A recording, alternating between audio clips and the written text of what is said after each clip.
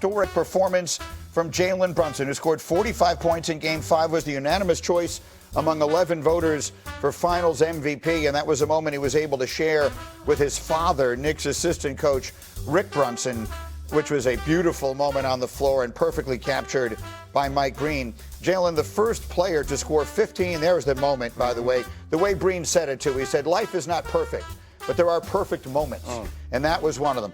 Brunson, the first player to score 15 or more points in the fourth quarter of a finals clinching win since Michael Jordan in 1998. He's the third player to average over 11 points per game in the fourth quarter of a single finals since at least 1971. The only other player to do it was Shaq. And speaking of Shaq, here he was after Game 5.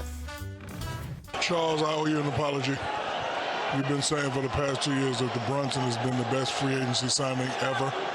Now it is. Yeah. Now it becomes that. You know, what he has done. Listen, we knew he was good. Never knew he was this good.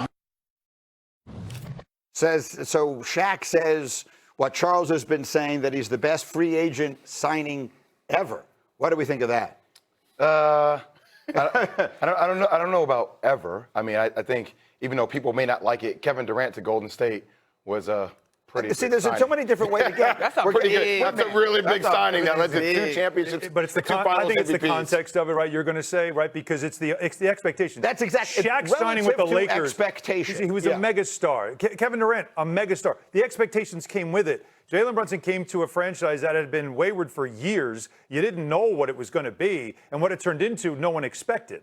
Here's the thing. When Shaquille O'Neal signed with the Lakers, Wendy, we all said, oh, the Lakers are going to win championships. When Kevin Durant signed with the Warriors, we all said, this is unfair. The league needs to do something. When Jalen Brunson signed with the Knicks, literally no one said, well, there's the first step towards winning a championship. That's the building block upon which all this will be built.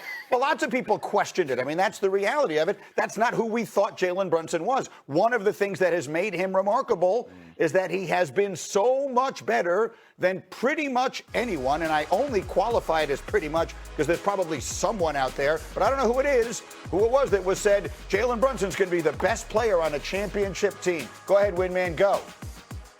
I questioned it. Yeah. I didn't think he was a $100 million player. Yeah. And I was right. He's probably a $300 million player. Okay? So he is the quintessential captain. I love that his nickname is Captain, because not only is he the leader of them on the court and in the locker room, but he crafted the way the team was assembled. You've heard of star players, having input on who to get. How about star players paying for it?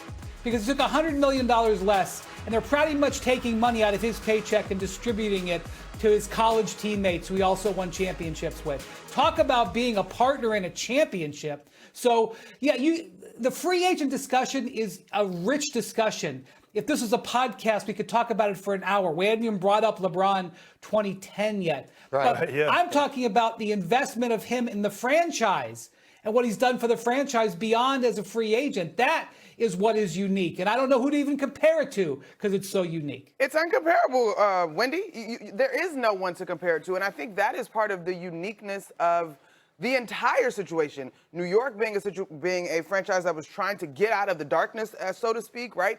Jalen Brunson being a guy that both the front office and he bet on himself, right? Like, his foundation is called the Second Round Foundation. All he has ever done is win. Now, was that blatantly apparent when that signing went down? Probably not. But I think in terms of his leadership, both on and off the court, his decision-making, his compass being point me toward the way that will lead me to winning, that is never in question. Look, he was the National Player of the Year in college, a 2-time champion, and he was drafted in the second round. That pretty much tells you everything you need to know about what the expectations were for Jalen Brunson, and he has obviously obliterated them, and it is a delight to see that in sports sometimes. You seemed to jump when Jay said the thing about maybe he should be the face of the league. Pick it up there from there. Shout out to the Knicks local contingency. We were in New Orleans 2 years ago having this sort of conversation. And I was like, y'all, do you see a world where if the Knicks get it done, it could be Jalen Brunson? Because some of the characteristics of the face is the relatability, to Jay's point, right? While Steph is the greatest shooter we've ever seen, when you look at him on a basketball court, he looks smaller than the rest of them. It looks like, oh, maybe I could do that too. Jalen Brunson, watching him, now the footwork is crazy. Yes. He makes it look easy. It's not easy. But looking at him, he's one of the smaller guys on the court. Maybe I could get in the gym. Maybe I could work that hard. And all he ever says is the right things in terms of the magic being in the work and the secret sauce of winning, not being willing to fail. He is sort of the everyday man in that way. Now, he's extraordinary, but the relatability is off the chart. This is David versus Goliath. 100%. This is a human versus an alien. 100%. And the human won the game at 6'2". Which is you know not how hard it is to do for you. against Come a on. dude 6'6" who straps up people in Castle, and this guy out here at 6'2" is dropping 45 points in a closeout game on the road, Gritty. Yeah. Like Jordan has dropped 45 points in a closeout game. Like these are the type of comparisons that we're watching with Jalen Brunson, and I get it. Like, Wemby can walk down the street like, oh, that's Wemby. Jalen Brunson walks down the street, you're going to have kids now that are trying to dig their shoulders into people that are trying to do footwork. Like, it's similar to Steph. Maybe like, that's it's different. Yeah. He's the little fundamental, right? Like that's what he's become. but look. Again, it's someone no one could imagine anything of. Did something no one could imagine, which is win a championship in New York. But let's take you back, because to me, again, the relatability you talk about with him goes beyond his size. It's right here. It's in his chest. It's his heart. It's the revenge factor I talked about earlier on. Let's go back to Game 3 when he's having to go through a screen, Wembanyama, and Wembanyama just mushes him. And he laughs at him. Look, I didn't even get a foul called on me, little man. They're not going to call fouls on me. And everybody wanted Brunson to run through his chest, to throw a punch, elbow, something. And Jalen Brunson said no. And it's what you said, Monica. Let's go, like you're talking about the physicality. He's furious about this. We go to Game 5. We go to the clinching game. You're down 6. Look at this move, and Brunson said, come get me. Unanimous Defensive Player of the Year. Because I'm not going to shoot over you. Look at this drive. Jay, look how he gets into him twice. A layup. You can't block it. He called for him. And that, to me, was the ultimate kill shot. Revenge is the ultimate response when it comes to what Wembanyama did to him earlier in that playoff series. That's relatable. That's what people can really get close to. And oh, by the way, that's the closest thing to Kobe we have seen in the NBA. That speaks for itself. Yeah. I mean, I said this before, and 2 years ago, you looked at me like I was crazy. And we argued about this. I said he's the greatest Knick of all time. Like, it's just not his play.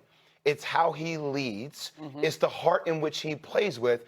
And I'm telling you, dynamically, being 6'2", using his body, carving people up, it's what, Isaiah Thomas and Steph Curry, the only players under 6'2" that have been 1A on their teams. Mm-hmm. And the way he's doing this right now is just, I've never seen anything like it before. Yeah, I mean, there were so many different storylines here. It's a combination of like Space Jam and and Hoosiers and Rocky and all those things into one. Like there are moments where he drives around Wembanyama and you're like, look, he bleeds. You know, I mean, there is an element of all that as well. It is Rocky 3, because in the corner there's Apollo going, he's getting killed, and Paulie says, no, he's not getting killed. He's getting mad. He's getting mad. That's what happened. That's exactly right. He got mad, and you won't like him when he's angry. Coming up, much more on the Knicks. It's a championship.